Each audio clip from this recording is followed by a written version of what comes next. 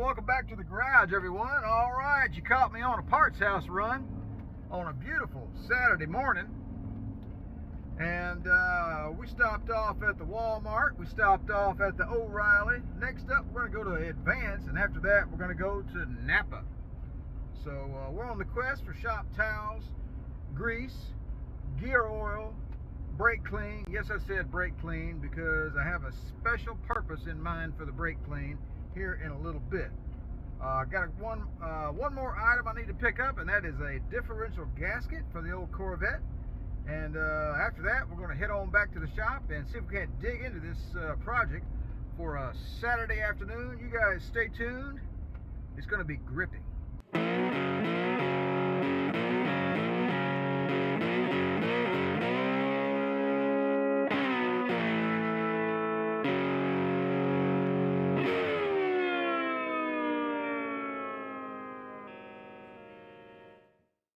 All right, welcome back to the shop here, folks. We're back from our little excursion, and we picked up a few things here. Got a new box of gloves here. I've been needing that for a while. I'll show you what we're going to use that for in a moment. And the high dollar item we picked up today, holy cow, this stuff's pricey. Royal Purple Max Gear high performance gear oil, $75.90. Now that has plenty of oomph to work with any positive traction rear end, and we got 2 bottles of that, so that should, clearly I'm bag challenged. Got self-etching primer, more low gloss Duplicolor, and a big old box of towels. What I didn't find was a gasket for the differential. None of the local parts houses have it. They'll say, oh, that'll be 3 days, or oh, that'll be 2 days. Okay, fine. I'll just get it from Amazon. We'll just go with that. So I have made a decision regarding this differential. What I'm going to do is clean this rascal up and chunk it back in the car. I'm not going to rebuild it. It was not leaking here. It was not leaking here. It was not leaking here. At least I don't think it was. I think the only leak really was the gasket here. It had plenty of fluid in it. The fluid looked pretty good. The only issue with this diff, see on these GM positive traction differentials, you have to put the additive in, the positive traction additive in there. And I did that, I don't know, about 10, 12 years ago, because the clutches inside here were chattering. After it got good and hot and you go around a corner or something, they would go clunk, clunk, clunk. Real common issue. Added the diff lubricity modifier for the positive traction, and that cured the issue, and it started to come back in the last year or two. So that fluid was original to 78, clearly, and that was the only thing wrong with it. So I think if we go with the Royal Purple, fully synthetic, it has all this good stuff in there that you need for posi, it'll be fine. Plus I had an old Corvette guy tell me that several years ago at a car cruise. He goes, you know, if you just throw some Royal Purple in there and just forget about it, it'll be fine. I'm like, okay, well, I'll try that. So that's what we're going to do. And as far as the brake clean goes, that's what we're going to do with the brake clean. I'm going to get this gasket material off of here, hose this down with some brake clean. It's a little bit difficult to get in there with a brush and the mineral spirits, but I may use some of that anyway. Anyway, that's what the brake clean is for. I'm going to go ahead and get this stuff off the bearing caps here, and I'm going to hose these gears down and get this thing nice and cleaned up so we can get it back into the car. So that's going to be one of the things. The cleanup on this is what we're going to do this weekend. Also, this weekend, this brace, which holds the differential, it looks pretty good, really. I could just chunk it back in the car and not worry about it, but you know, it's got a little bit of rust here and there, just very, very minor surface rust. So all I want to do is just lightly touch on that, get some of the surface rust off, probably do a little bit of metal prep and do a primer and a paint and call it a day. Over here on this driver's side rear trailing arm that we already rebuilt, Dr. Eyeball was here last weekend. He's like, man, everything looks great except for your cotter pin job. I'm like, what are you talking about, man? He goes, anyway, I had it shoved out here and these 2 things were wrapped around. It was all loosey-goosey. And he told me the right way to do it. So if he's watching, I'll have to ask for his critique on that. So I went ahead and corrected that. And he was right, I did a poor job on it. Here's the diff cover. I need to do a little more cleanup work on that before we get it back on the car. We're not going to get the differential back in the car this weekend because I don't have a gasket. And the earliest I can get one here is Monday or Tuesday, so is what it is. Here is the wheel bearing carrier for the passenger side. I think this weekend we will start reassembling that, and we'll go ahead and set that bearing preload with the bearing spacer and shim kit. And we got another part of the passenger side sitting over here with a fresh coat of paint on it as well. Some of the other items here on the passenger side that we still need to clean up. Still need to clean up this dust cover. The spindle is already cleaned, although it's a little dusty over here. I need to do something about that. The strut rods are done.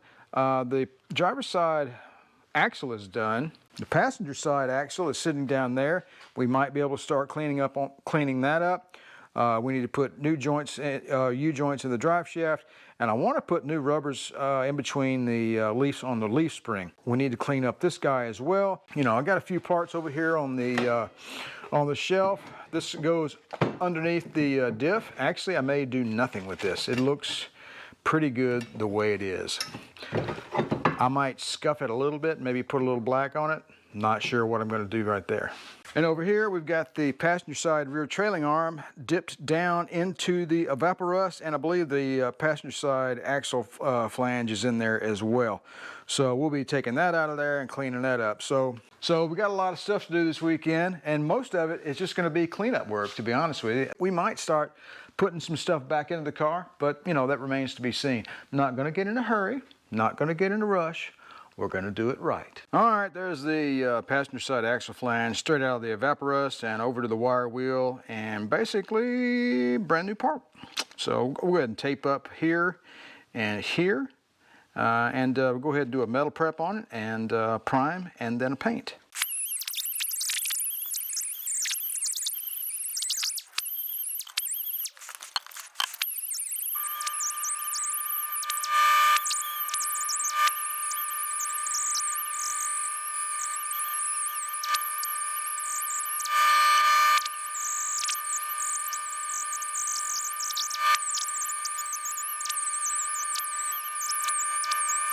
All right, so I've got a initial cleanup out of the way here. I started taking a closer look at these bushings here. They're solid.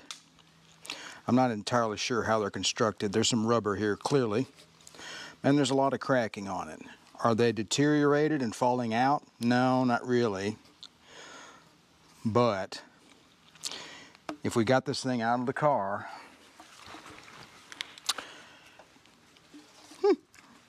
something floating around in there. Ah, more of the mouse nest, some styrofoam. I don't think the factory would have put styrofoam in there. If you look on this side of the bushing, it looks, I guess this is the top, and this is the bottom facing the ground. This one is pretty badly cracked right in here. Anyway, so we're gonna get online and buy some new bushings for this bracket, frame piece, whatever you want to call it. Horizontal differential support. The construction on this piece is superior to the trailing arms. The welds, I'm not sure, is that a weld or is that a sealant? Yeah, that's a weld. And it was done, well, it's superior, let's just say that, to the trailing arm. It's not fantastic. There's a lot of slag down here where they just didn't clean it up because nobody's ever going to see it, and I guess that's the reason why they didn't clean it up. What I'll probably do here shortly is start to, I need to look up the procedure for removing these, which is probably just drill it out. But you don't want to screw around and take too much stuff out, because if you buy aftermarket stuff, it might come back and say, well, you need to leave the metal sleeve in there and don't touch that, don't mess that up. You're like, uh-oh. So anyway, we don't want to run into a situation like that. So I have no idea how to get this out of here. I'm going to do some research on that and start that here probably pretty soon. All right, went inside, got on the old computer and ordered up a couple of these bushings from, this is called a cross member. Leaf spring cross member bushing for a C3 Corvette. Found them on Rock Auto, and the price was pretty good. So that is a piece of metal flange bent over and wrapped around. That part's metal. That part's rubber. And then there's a metal part here where the bolt goes through. And the whole top of this thing is all this is rubber. So really, you know, when you look at something, you're like, well, how in the world does that even come out of there? I don't know. Anyway, so basically what I'm going to start doing now is just drill the rubber out and just see where that goes. Ooh, man, that's a lot of rubber. All right, I drilled in from this other side here. I started to record earlier, but the audio was fouled up. So anyway, I got a bunch of holes drilled in the rubber there, and looks like some metal flanges are used here to kind of hold this in place. Not really entirely sure how this thing is held in here, but anyway, I went ahead and ordered a couple of these online from Rock Auto, so those will be in a couple of days. And if I go back here on the back side, I can get all the way through this thing. Got to reverse out. Anyway, so I'm going to go all the way around it like that and see if I can get this thing out of here. Let's see if we can expose the mystery here. See what that looks like. I think it presses in that way and comes back out that way because this rubber lip clearly overlaps that. There's a metal flange right there as well. So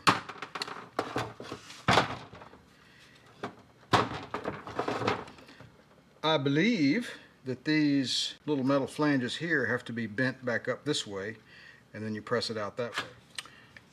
Alright, let's see. Yeah, we're gonna need some vise action. Well, let's see what this looks like here.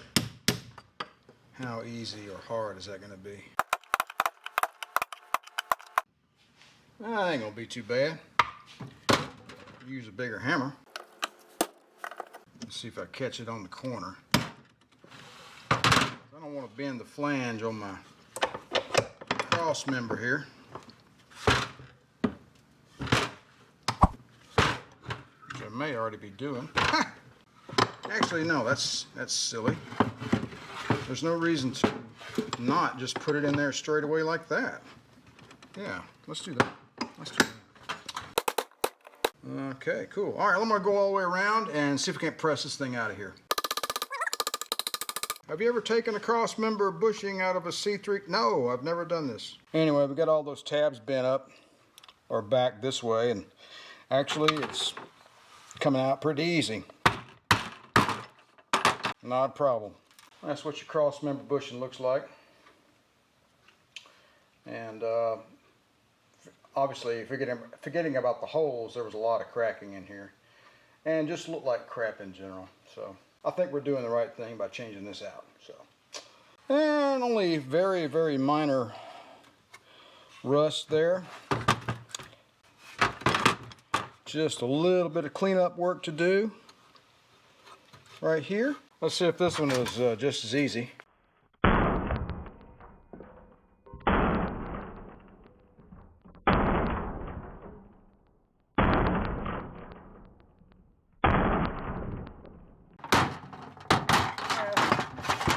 That's coming out.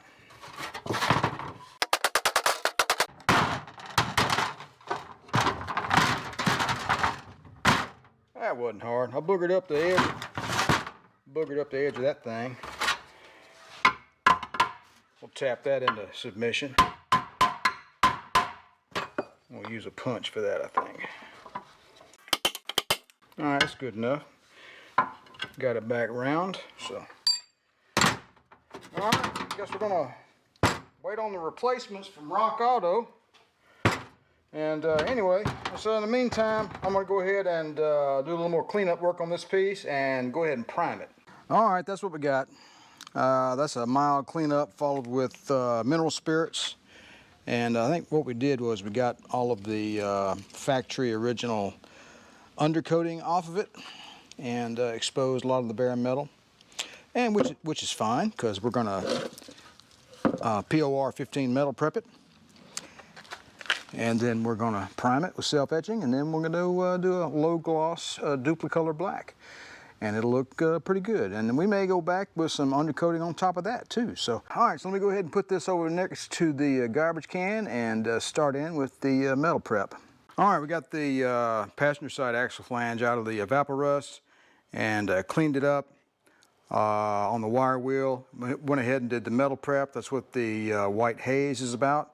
Up next for that piece is prime and paint. When out here, I went ahead and removed the trailing arm from the evaporust. This thing was pretty heavily scaled, so I did the best I could with the wire wheel.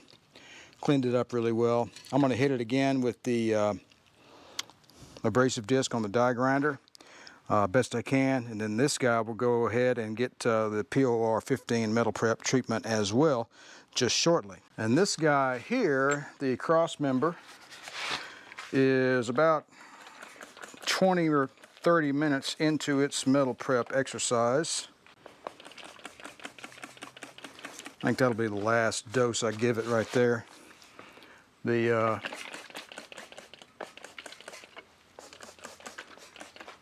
we go. All right, I'm going to go ahead and get the die grinder on the trailing arm next, and then I'll metal prep it. I'll be back in a few minutes.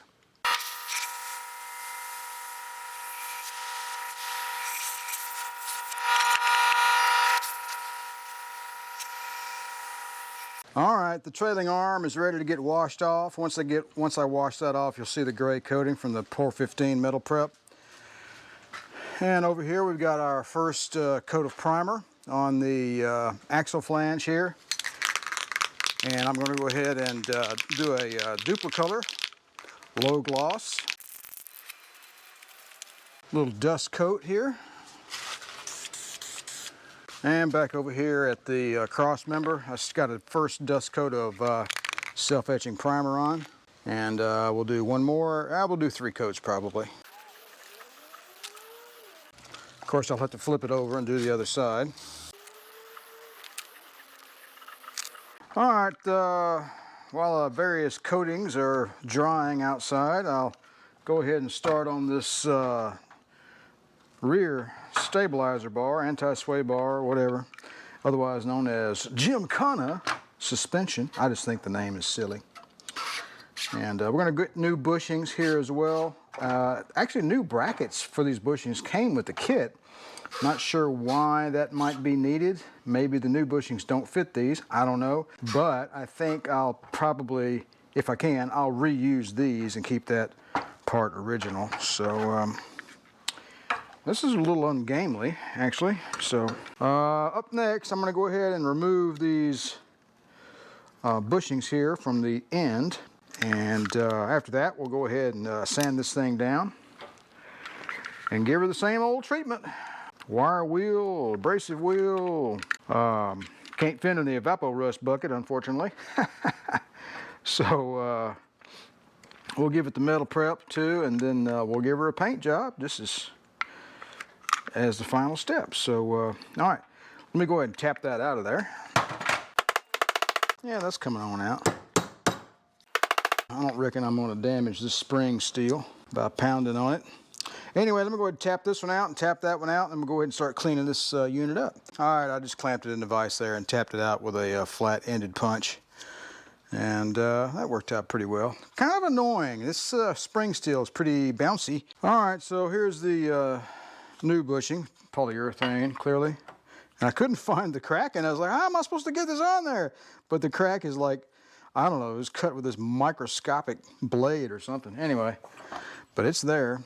I just wanted to see if it would fit in the old bushing housing. Let's see what we have here.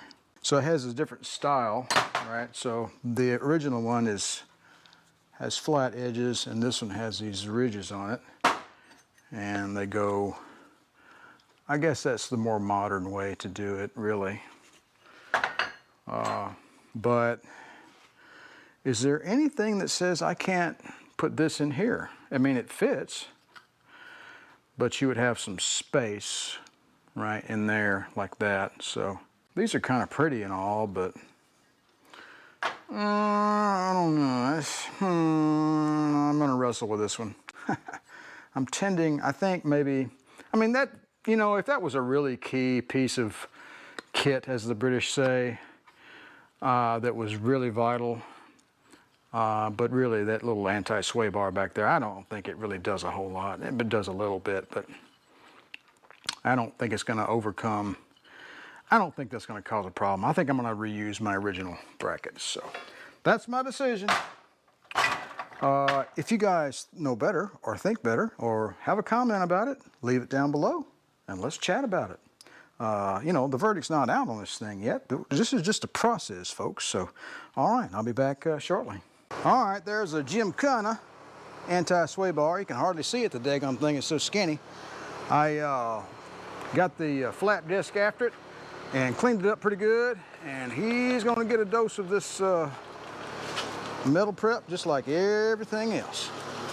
And over here we're on coat number 2 of the cross member and of the trailing arm. Looks pretty good. I didn't do any welding on this trailing arm because it looked pretty good. It did not, it had more welds, and the welds that it has are better than the one on the driver's side, so I left it alone. So there you go. I think I might do one more coat, and then we'll put these back in the shop to dry and set them aside. All right, we got the rear sway bar up here, getting a coat of self-etching primer.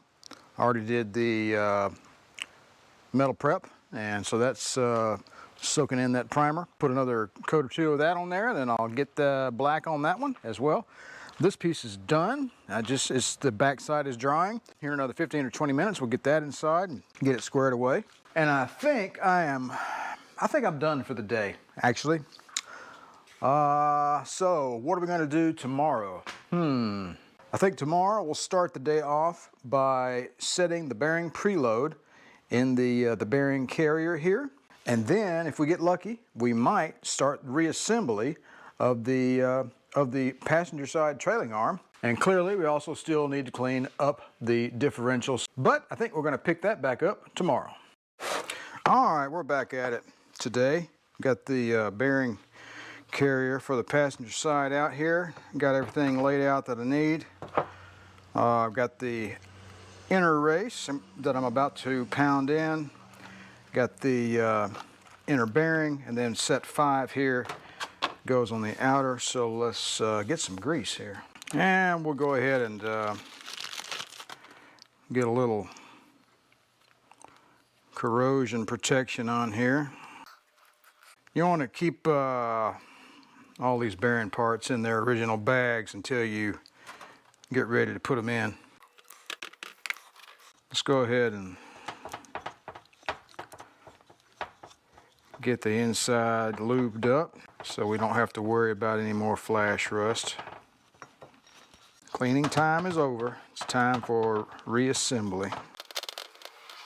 So I bought a new box of gloves, and clearly, first one out of the gate was defective, so that's pretty cool. Hopefully that's not a bad omen. All right. Got her squared up. Oh yeah. No matter what you do, it always wants to get a little out of kilter. Ha! There we go.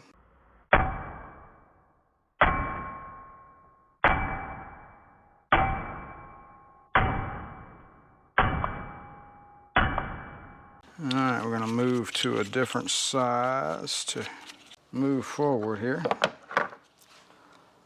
Let's see. Yep. Got a piece of glove down in there. What's up with that?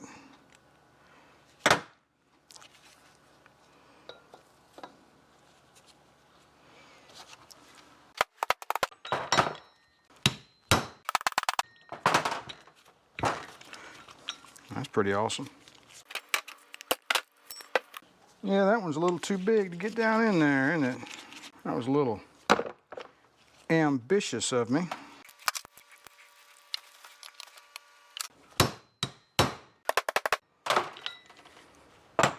I believe that's home. Sure enough. Let's do the other side now. This set 5 comes with the bearing and the race in one pack here.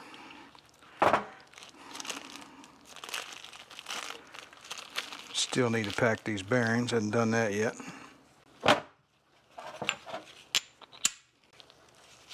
He's using that thing backwards. You darn tootin' I am. I ain't sticking that beveled edge down inside that bearing race. I just ain't gonna do it. I don't want nothing touching my bearing race. At least not something I'm pounding on. I don't care if it's made out of cotton candy. He's just being overly particular. You damn right I am. Ain't gonna change either. Besides, this is a metric set anyway. So none of them really fit down in there. I guess I ought to buy an SAE set, huh? One more. That ought to do it.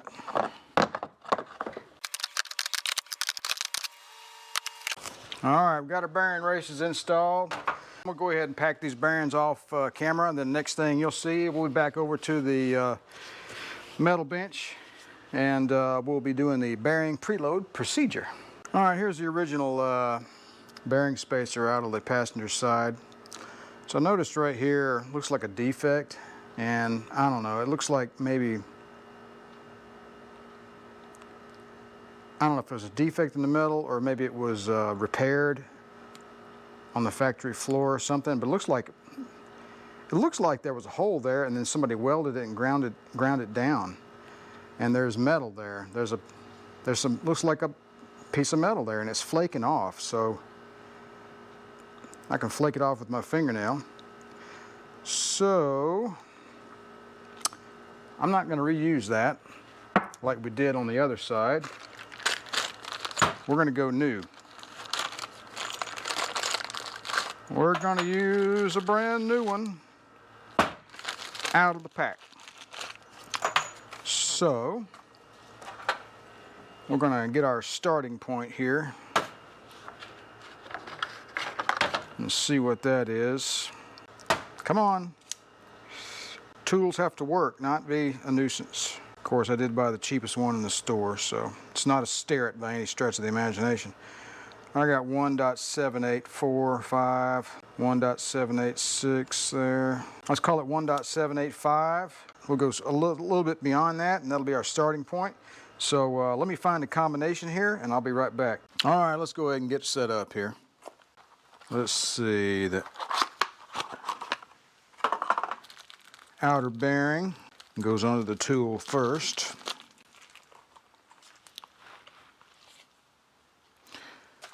Let me wipe this guy down here. It's been sitting over here for a few days, so get the dust off of that. Outer bearing.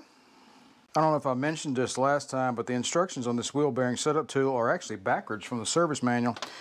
This has you put the outer bearing onto the flange of the handle part, and there's another tool that came from the factory that's GM dealer, you know, back in the day, and apparently it's backwards. Anyway, so it's just an interesting tidbit. But the bearing spacer goes on with the big part towards the outer, and then the shim towards the inner. And let's get our inner bearing out of our greasy box here.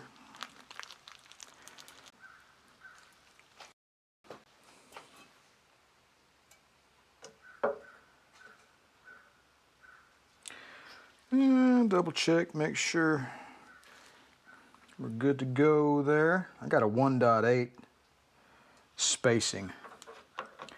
By the way, the stock setup I pulled out was a little spacer, then a thrust washer, and then the nut here. The stock setup I pulled out was 1.785, and we're 15 thousandths bigger than that. Let's just see what this does. I'm just gonna, by hand, yeah, we're way out. But we'll tighten it down anyway. I'm not gonna go to 100. If I get to down to like, say 50 or something like that, and it's still like way out, I'm just gonna back off, not worry about it, and try a different size. Well, I'd be buying a dial indicator apparently. Sure enough, this pretty much stopped this video right here. Well, don't you just hate it? Alright, had to take a break from the video action, as they say, and head over to Harbor Freight, pick up one of those dial indicators. And that's what we got sitting here in the passenger seat next to me here. Got the old Pittsburgh brand, whatever that means. But it'll be good enough for our purposes, I think. That other one that I dropped on the floor so carelessly was a Fowler, which was a pretty decent unit. But, you know, I've always thought about, you know, I should just go ahead and buy some Starrett precision instrumentation. But, you know, the pucker factor was pretty high when the bill comes due. So, I never really pulled the trigger on that one. Anyway, I might see if I can scour eBay and see if I can come up with a, maybe a used one that maybe a machinist is getting rid of, or maybe the Facebook Marketplace. That might work. All right, let's get on back to the shop and check our preload with Pittsburgh. All right, I'm back from the Harbor Freight with my new test equipment. Let's go ahead and torquelize on this nut right here. Oh yeah, I gotta put a wrench underneath there.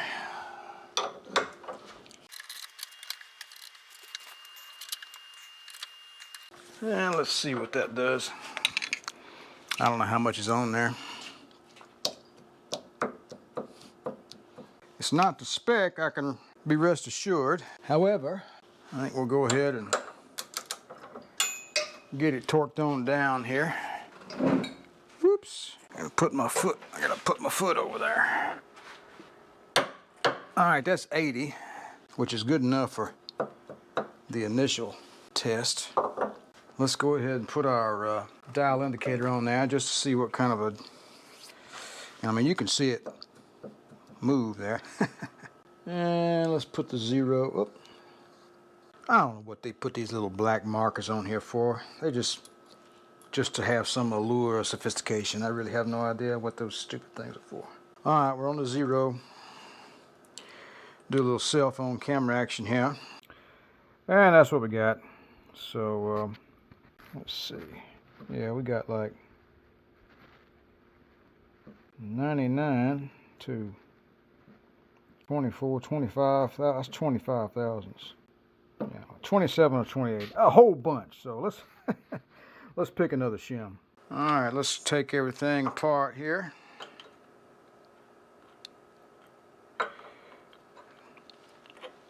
There we go. No need in taking that bearing out, just leave that in there.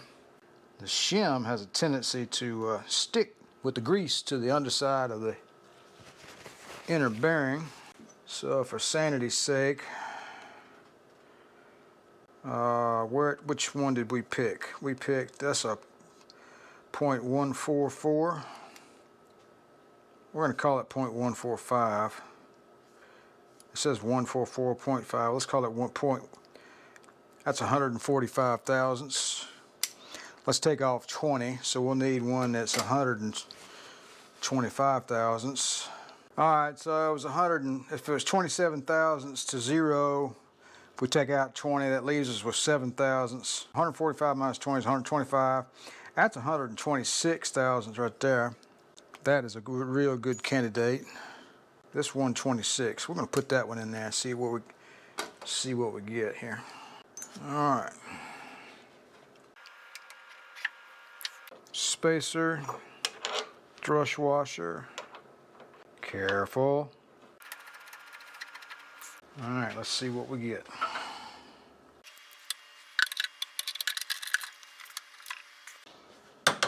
All right, that's 80. And I'm going to take this into 100, but I just want to see what that 80.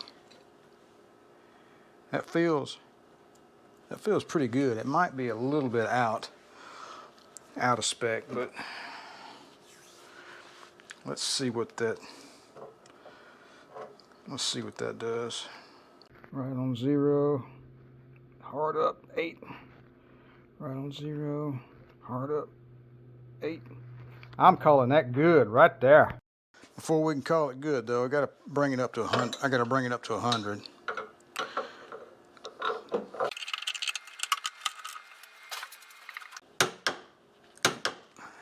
Maybe it'll be just a smidgen tighter, and that'll be good. Hard down, right at 0. Hard up, it's about 7, 7.5. Tightened up just a smidgen there when I set it on 100.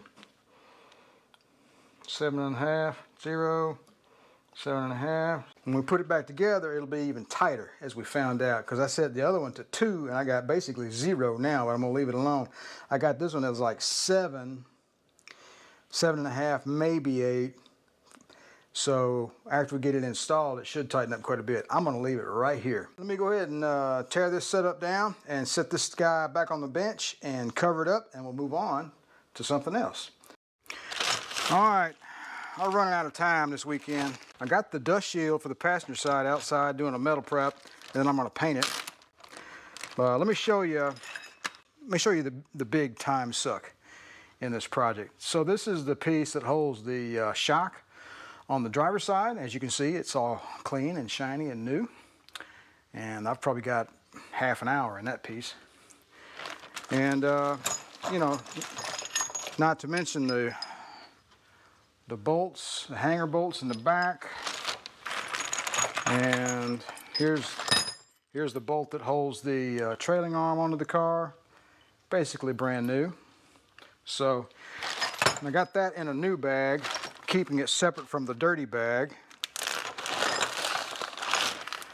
And one of the things I wanted to show you was I still have to clean up the, I'm getting ready, I'm trying to figure out if I got everything together to start putting the driver's side trailing arm back on the car and basically reassembling the passenger side trailing arm. And anyway, so here's an example of the shims. Clearly I haven't cleaned these up yet. And that one's got an O on it for outside.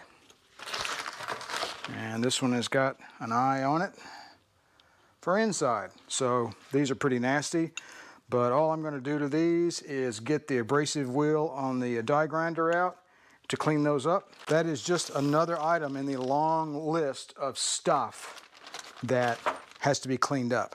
This is the passenger side, same deal. He gets a bag too. There's your some of your hardware that holds the Gymkhana suspension on the car, you know, and associated bracketry. And here's the little dust cover that goes onto the inside, covering up the bearing. And again, all the bolts. This right here, this was a huge time suck. I mean, just ridiculous. And I've got some more items in the evaporust still. And I got to fish those out and put those on a wire wheel. And here's the passenger side shims as well. Those shims, they position the trailing arm, you know, left or right to get it, you know, in line properly. So those are definitely very, very important. Let me show you something. So this bolt's been in here a couple of days. It's got a dark haze to it, but once you wire wheel it, it'll just zip right off of there. Every single solitary little tiny piece of hardware goes onto the wire wheel over there on that drill press. So I will take this and wire wheel it.